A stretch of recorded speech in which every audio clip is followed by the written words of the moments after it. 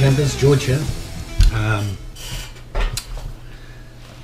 Having a look at something I got for Christmas from my daughters, and that is the Stansport butane stove, and it's the backpacker stove.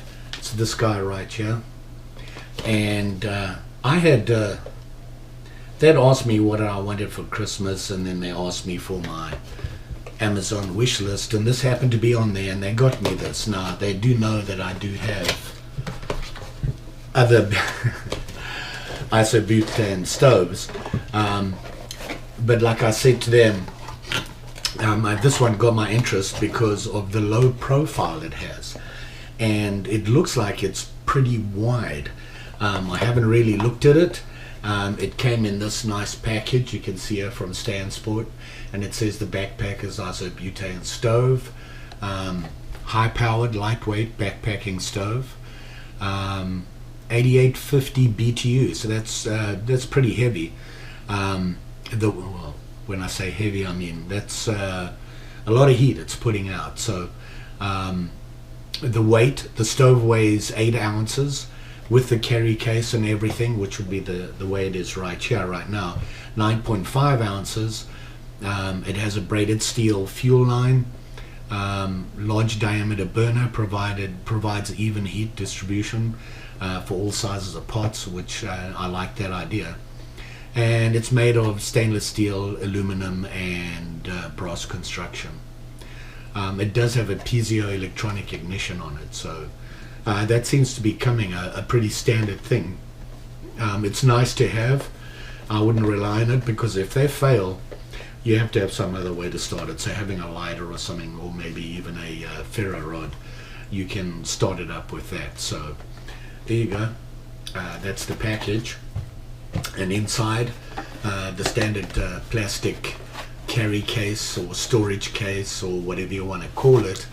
And it's just like all the other ones when you buy your little stoves or lanterns or anything like that. Same thing. Obviously it's a little bit bigger, you can see here. I'm not sure what the dimensions are. Let me see if I have them here. Let's have a look. Okay, the dimensions, 5.7 by 5.7 by 2 inches, so 2 inches high, 5.75 diameter. So it's not small, but it's not overly huge as well. And when you think that the weight is 12.8 ounces, it's not bad. So let's have a look at this guy. So it looks like a normal stove, and there's your piezo starter. You've got these, which work somehow. Oh, there we go. So you have your supports, and they are the feet as well, so they fold out. That's pretty cool. You can see there, so they pop out, and then you pull down the feet, and that gives you your 2 inches above the ground. You can see here. Hopefully you can see that. And you put your pile on top, and it's pretty wide. You could put a big pot on there, maybe even a nice frying pan on there. You know, fry up something while you're out cooking. And then this obviously here is your steel mesh supported hose, which goes to your gas container. So we have that, and it looks like the regular gas connection, and your control for your gas obviously is here. So I'm assuming that that is off right now. So hopefully that works, and it goes into the bottom here. You can see you can see the face of the flame, where the flame's going to come out. It's pretty big. I want to say, if you're familiar with the Coleman Peak one, it looks about almost the same size as that. So it is a pretty big face. The difference is that it sits on the ground, and it's a really low profile. I suspect it's going to be a lot more stable than the other ones. So let's hook it up to some gas and see what we can see.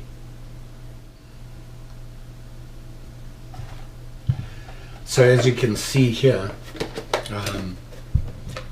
I'm using my my gas mixed standard gas container. This one's from Coleman, and it's the butane propane mix You can, there's a lot of them, they call them different mixes, they're basically the same thing. And don't forget, we're indoors here.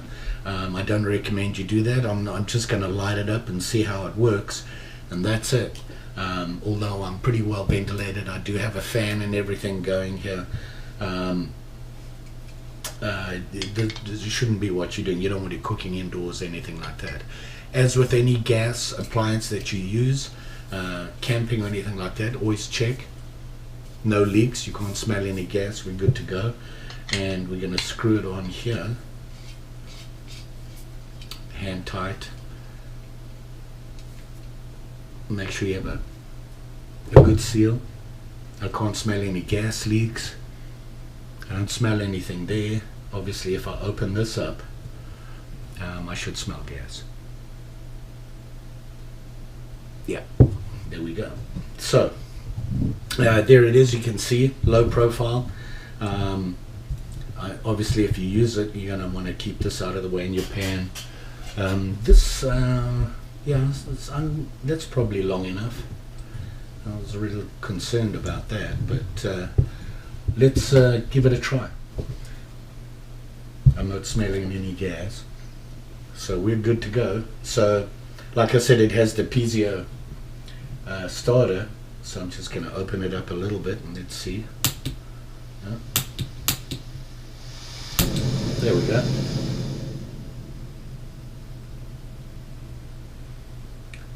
So you can control it pretty good from here. And that's quite a flame. And like I said, it's a really big base, so you can see how well that works. So I think it's time to go and cook something to eat. Let's go.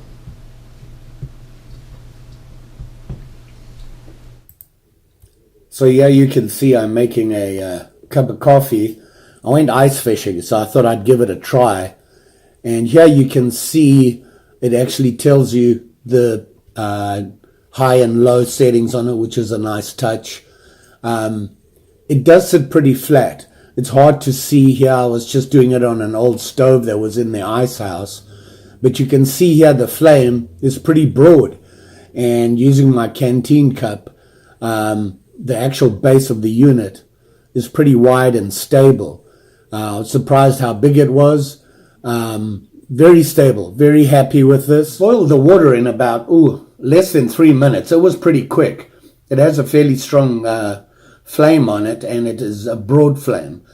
The actual flame head, or where the gas comes out, is a lot bigger than your normal little one burner stove. And of course you have a wider base, which makes it that much more stable, which is the main reason I wanted to have a look at it. It's also very low profile. So if it's a little windy and whatever, you can put your wind guard around it and you're all set. Very stable though. Pretty pleased with it. Would I take it with me? Probably. Depending on the condition and where I'm going and what I'm doing, I would take it with me. I'm a big fan of the little one burners, simply because they take up such little room. This takes up about 1.5 times the size of the little one burner, just screwing to the top of the gas can. All in all, pretty good product. It looks very solid. The base is very solid. I like the tube coming out from the gas canister that goes to the actual burner. I don't see any problems there.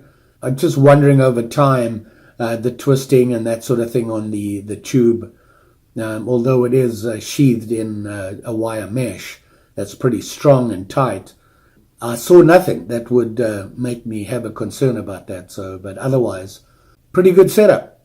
So there you go. Stansport gas stove. I like it. I thought it was worth a look at.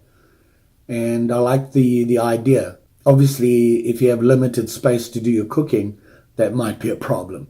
Other than that, I see no problem. Solid, good, reliable, I think. Stansport has a pretty good name. So the reviews were pretty good. So there you go. Don't forget, like, share, subscribe. You know the story. And hopefully I'll be back soon with another gizmo. Just saying.